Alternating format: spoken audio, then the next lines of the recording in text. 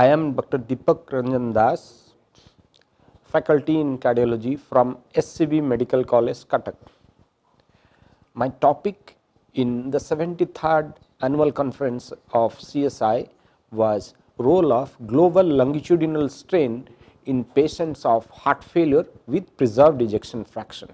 We know that almost 50% of heart failure patients have ejection fraction which is more than 50%.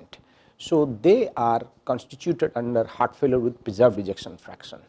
But a concept was already prevalent that this may not be a distinctly separate entity, but it is one part of a spectrum of heart failure which can range from heart failure with reduced ejection fraction to mid-range ejection fraction to preserved ejection fraction.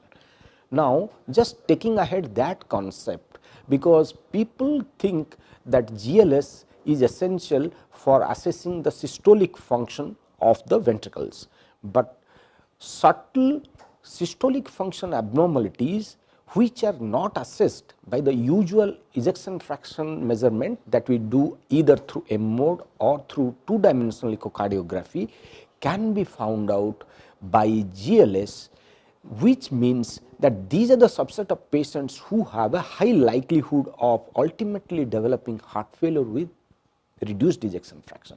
And there have been multiple studies where it has been found that if we can segregate these sort of patients, they will definitely get benefit out of beta blocker therapy, RAS blocker therapy, and the recently coming up SGLT2 inhibitor therapy.